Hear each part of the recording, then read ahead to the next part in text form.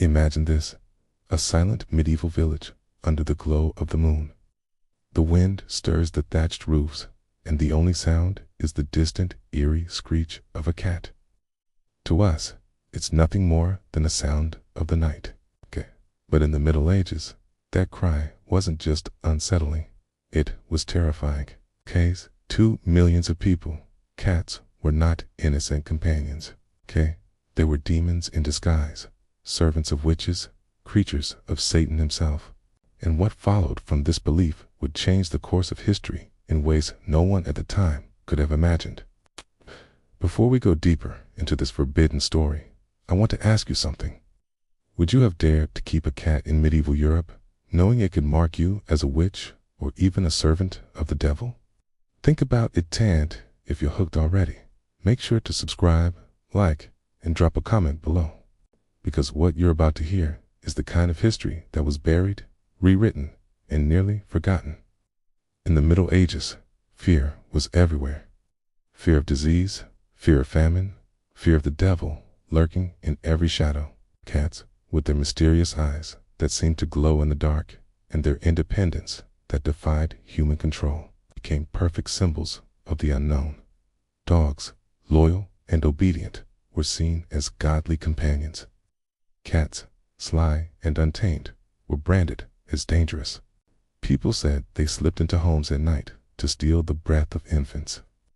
They whispered that a black cat crossing your path was not coincidence, was an omen. But this wasn't just village gossip. The Catholic Church itself fueled this fear. In 1233, Pope Gregory IX issued a decree condemning cats, especially black ones, as agents of Satan. This wasn't just a passing opinion. It was an order from the most powerful institution in Europe.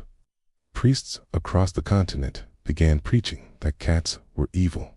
Villagers were told that if they owned one, they risked being accused of witchcraft, and so began a brutal campaign against cats. Entire populations of cats were slaughtered. In towns and villages, cats were hunted, burned, and hanged. Festivals were held where live cats were thrown into fires, or locked in barrels and rolled through the streets. It was a purge not just of animals, but of anything that symbolized independence and resistance. Women who dared to keep cats risked their lives. Many were accused of being witches, tortured, and executed alongside their feline companions. The message was clear. Cats were not pets. They were the devil's soldiers. The demonization of cats was tied closely to the growing obsession with witchcraft. Witches, people believed, had familiars, spirits that took the form of animals. Cats were said to be the most common. If someone was accused of being a witch, and they happened to own a cat, that alone could seal their fate. Imagine living in a world where feeding a stray cat, or simply being seen near one, could condemn you to the stake. That was the reality of medieval superstition. But here's where history takes a shocking turn. By demonizing and killing cats, medieval Europe created a disaster it could not control. 'Cause without cats, another creature began to thrive. Rats. Rats multiplied in villages, towns, and cities, spreading unchecked through food stores, homes, and streets. And with the rats came fleas. And with the fleas came one of the deadliest pandemics the world has ever seen, the Black Death. Between 1347 and 1351, the plague swept through Europe, killing as many as 25 million people. Nearly a third of the continent's population. Entire villages disappeared. Families were wiped out in a matter of days. Corpses piled in the streets faster than they could be buried. And though medieval people had no understanding of bacteria, fleas, or disease vectors, they had unknowingly unleashed this devastation upon themselves. By killing cats, they had destroyed the very line of defense that might have slowed the spread of rats, and in turn, the plague itself. The irony is almost too dark to believe. The very animals they thought were satanic may have been their salvation. Instead, superstition, fear, and blind obedience to authority condemned millions. And yet, even in the face of such devastation, the belief in the evil of cats persisted. Many thought the plague was punishment from God, that witches and their cats had brought it upon the world. Rather than protecting the creatures that might have helped, they destroyed more of them. Not all societies, however, viewed cats with suspicion. Some monasteries quietly kept cats to protect manuscripts and food stores. Sailors and merchants often brought cats on ships to protect grain from rodents. In Viking culture, cats were considered sacred, tied to the goddess Freya, who was said to ride in a chariot pulled by two giant felines. To the Norse, cats were symbols of fertility and fortune, not evil. But in Christian Europe, especially after papal decrees, fear and hatred dominated. As the Middle Ages wore on, cats became more deeply tied to witchcraft. Witches were believed to transform into cats, or to send their feline companions to carry out curses. Tales spread of cats walking through walls, vanishing into thin air, or speaking in human tongues. In folklore, the devil himself sometimes appeared as a black cat. By the time of the witch hunts in the late medieval and early modern periods, owning a cat was almost a death sentence. It was undeniable proof of guilt. Even as the plague returned in waves, the suspicion of cats never fully lifted. In many towns, the idea that killing cats only made things worse never occurred.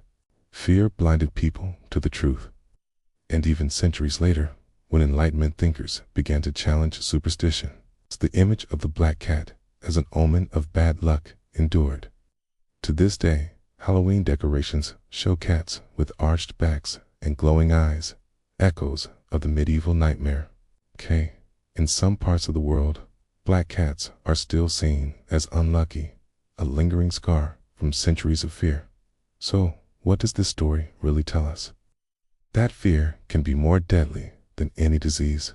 The belief that cats were demonic did not just shape medieval culture, it may have changed the course of European history. By destroying their cat populations, Europeans may have made the plague worse, amplifying the very suffering they sought to avoid. It is one of the clearest examples of superstition backfiring in devastating ways. Think about the consequences. The church sought to rid the world of evil by condemning cats, but in doing so, it unleashed one of history's greatest horrors. Ordinary people believed they were defending themselves from demons, but in truth, they were destroying their only defense against the real threat. And all of it began with fear, the fear of what they didn't understand. Even now, black cats carry that legacy. They are symbols of bad luck, of mystery, of the supernatural. But when we see them, we are looking at centuries of fear, centuries of superstition, centuries of lives lost to a belief that was never true. So the next time a black cat crosses your path, remember this: in the Middle Ages, that moment could have condemned you as a witch. And by fearing cats, medieval Europe may have sealed its own fate during the plague. History, once again, proves that what people fear most is often the very thing they need the most. But here, that's the question I'll leave you with. Were cats truly feared because they were mysterious? Or was the church using fear to control the people, shaping a narrative that served its own power? And if history could be rewritten once, could it happen again? If this story shocked you, make sure to subscribe, cause we're only just scratching the surface of the strange, forgotten, and forbidden truths of the Middle Ages. History may not be what you were told,